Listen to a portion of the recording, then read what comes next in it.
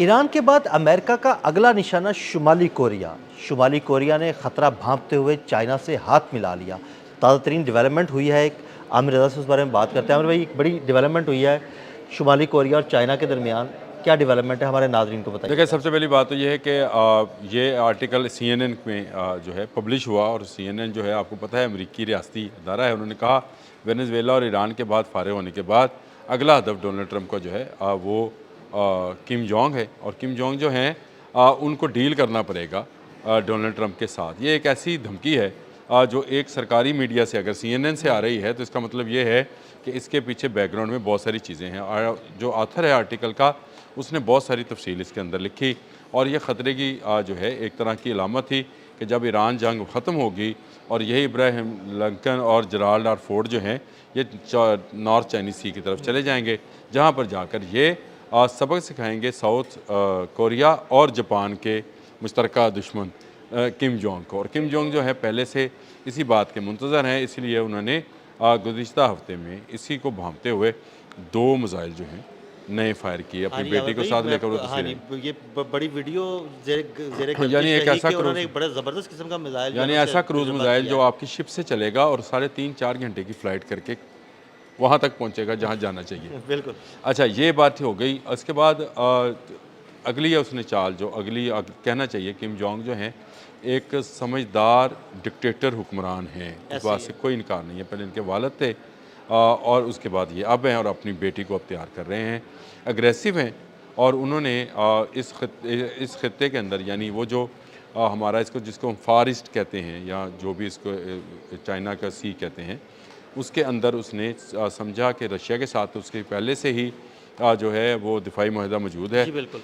Iran के साथ भी उसका दिफाई माहिदा मौजूद है। मैं आपको ये भी बता हाँ रहा जी। हूँ, बहुत सारी टेक्नोलॉजी ईरानी मिसाइल्स की वो शुमाली कोरिया की दी हुई है। और इसके बाद चीन के साथ कुछ अरसे से उनके इख्तलाफात चल रहे थे। एक ट्रेन चला करती थी जो चीन से चलती थी बीजिंग से, और पिंगयांग जो इनका दारुल हुकूमत है वहाँ तक जाती हाँ जी, थी। बिल्कुल, अभी भी पिछले कई साल से ये मुअत्तल थी। 6 साल से हाँ, बिल्कुल। 6 साल से ये मुअत्तल थी।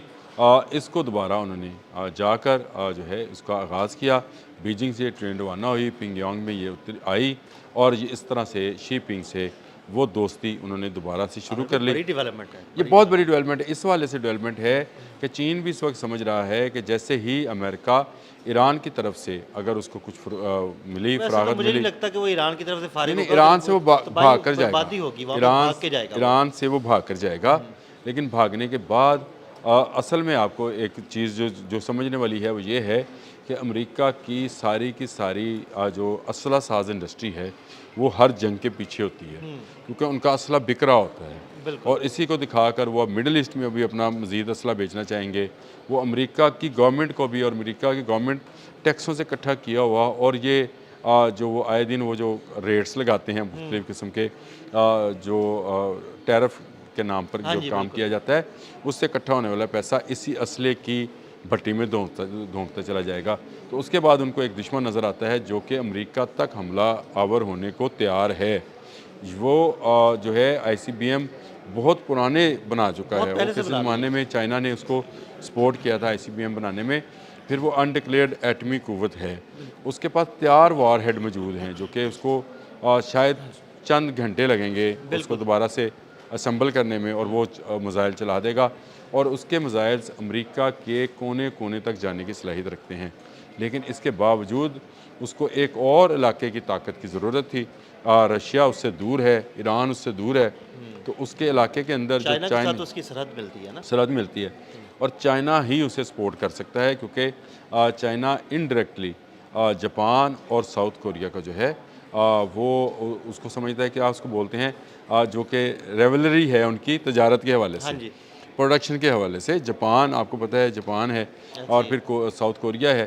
तो इससे चाइना जो है उनकी तजारत से खौफजदा रहता है, और ये चाहता है, और बहुत सारे इलाकों में उसके जापान के साथ इख्तलाफात हैं। आपको पता है जापान के हाँ जी, साथ वो 2 जंगें कर चुका है। ऐसे ही है। तो इसलिए उसके लिए एक मजबूत नॉर्थ कोरिया जो है वो ज़रूरी है। शी जिन जो हैं आपको पता है वो किसी को इस तरह से किसी के साथ हाथ नहीं मिलाते हैं, और वो तजारत को जहन में रख कर और इलाके की मौजूदा सूरत हाल को जहन में रख के, और जराल्ड आर फोर्ड और इब्राहिम लिंकन जो कि नॉर्थ चाइनीज सी से ही जो है मिडल ईस्ट की तरफ आए थे, तो इसको मद्देनज़र रखते हुए उन्होंने कोरिया के साथ जो है कर लिया। मैं समझता हूँ किम जोंग जो हैं उन्होंने एक अच्छी चाल, एक अच्छी मूव है, और इस मूव से शायद वो मुमकिना अमरीकी हमला जिसकी बाज़गश जो है वो CNN जैसे अदारे के अंदर आर्टिकल्स के अंदर की जा रही है, या जिसके मतलब जो है बहुत सारी मीम्स भी बन रही हैं और बहुत सारे लोग जो हैं। मीम्स तो पाकिस्तान में बहुत बन रही है कि जनाब में वो किम जोंग जो है ना वो फारिग बैठे हुए हैं अच्छा, और इंतजार कर रहे हैं कि कोई मिसाइल तो फायर करे।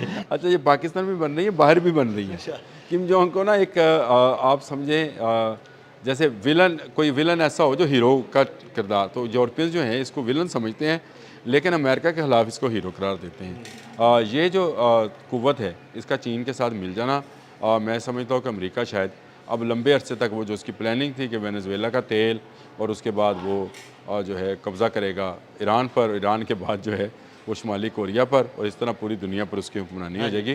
खैर ईरान ही उसको इतना मार रहा है कि उसके बाद मेरा ख्याल है उसकी ज़रूरत नहीं होनी, उसकी हिम्मत भी नहीं रहेगी और उसकी फ़ौज लड़ने से भी इनकार कर देगी। ये देख लीजिएगा, मैंने आपसे कहा था कि ये मुज़ाकरात पर खुद आएंगे, आ गए, और मैंने आपसे कहा था ये भाग नहीं पाएंगे, इनको चीन और रूस की इजाज़त चाहिए होगी कि भाईजान असी चले जाइए। हाँ जी बिल्कुल।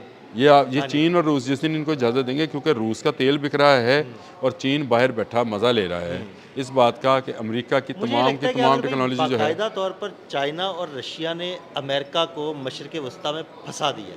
देखें, ना सिर्फ फंसाया है बल्कि तबाह कर दिया है। अब आप मुझे एक बात बताएं, KC-135 उसके तकरीबन $240 मिलियन के जो हैं एसेट्स, यानी वो एयर रिफ्यूलिंग जहाज़ जो हैं, ये कैसे तबाह हो गए? बिल्कुल ऐसे ही। अब ये कोई एक तबाह हो गया, एक को नुकसान पहुंचा है। वो नुकसान होने वाले भी तबाह समझे, वो उसकी वजह यह है कि वो अब दोबारा इस जंग में नहीं आएगा, जिसको उसके टेल पर आया है। अगर कहते हैं मैं आपको तस्वीर भी दे देता हूँ, जारी हो गई है इसराइल से तस्वीर, वो तेल अबीब में दोबारा उतरा है। तो आपके ख्याल से क्या उसको मरम पट्टी करके दोबारा वापस करेंगे एमरजेंसी? अब वो वापस जाएगा KC-135 और उसकी सारी चीज़ें चेक की जाएंगी। और ये जो अमेरिकन ने, सेंटकॉम ने ये खबर डाली कि ये जनाब ना इसको फ्रेंडली फायर हुआ है ना एनिमी फायर हुआ है, तो भाई क्या बिजली कड़की है इन दोनों पे? बताएं तो सही ना। फलाई मखलूक ने नुकसान पहुँचाया है। अगर एक जहाज़, अदील भाई मेरा मौक़िफ़ ये है, अगर एक जहाज़ गिरता है ना तो गिर सकता है। दुनिया में बहुत सारे जो हादसात होते रहते हैं, जहाज़ गिरते रहते हैं, बेशक वक्त एक ही फ़ज़ा में 2 जहाज़ों का जो गिरना है, दूसरा भी गिरा समझे क्योंकि बच गया है, लेकिन वो इतना नुकसान पहुंचा है कि वो अब दोबारा फ्लाई नहीं करेगा, और शायद वो उसमें बच्चों का सिनेमा बनाया जाएगा, वो जो नहीं होता जो हमारे यहाँ हम लोगों ने चुबुर्जी में खड़ा किया हुआ, उसमें सिनेमा बनाते हैं बच्चों के लिए। तो ये वो मामला है। वो तो ऐसे बरसबीले तस्करा उसका भी साथ में जिक्र चल गया कि अमेरिका के ख़िलाफ़ एक नया इत्तेहाद मुझे नज़र आ रहा है, जो कि रशिया, चाइना और शुमाली कोरिया का इत्तेहाद है। और ये तीनों, मुझे लगता है कि इस इत्तेहाद की तरफ अमेरिका बुरी नज़र से देख नहीं पाएगा। अगर आप ज़रा कोशिश करें तो आपको याद होगा, आप अगर उसकी साथ कोई वीडियो या तस्वीर लगा सके तो ये जब चाइनीज़ डे था, इंडिपेंडेंस डे था, उस वक्त ये तीनों जो थे इकट्ठे थे, और वो बड़ी शानदार तस्वीरें थी कि एक प्यूटन थे, किम जोंग थे और शी जिन थे। तो ये तीनों जो हैं, और इनकी गुफ्तगू भी आपने वो सुना को, वो जो गुफ्तगू सैटेलाइट पर जानबूझ के नशर की गई थी। और इसमें मेरा ख्याल है ईरान ने अगर सबक पूरा ना सिखाया, पूरा सबक ना सिखाया, सबक तो वो सिखाएगा, पूरा सबक ना सिखाया तो बाकी के सबक है ना, बाकी के लेक्चर्स जो है ना किम जोंग देने जा रहा है अमेरिका को। बहुत शुक्रिया आमिर भाई ने शुमाली कोरिया के हवाले से ताज़ा सूरत हाल से आपको अपडेट किया। अदील अहमद और आमिर रज़ा को इजाज़त दीजिएगा। अल्लाह हाफ़िज़।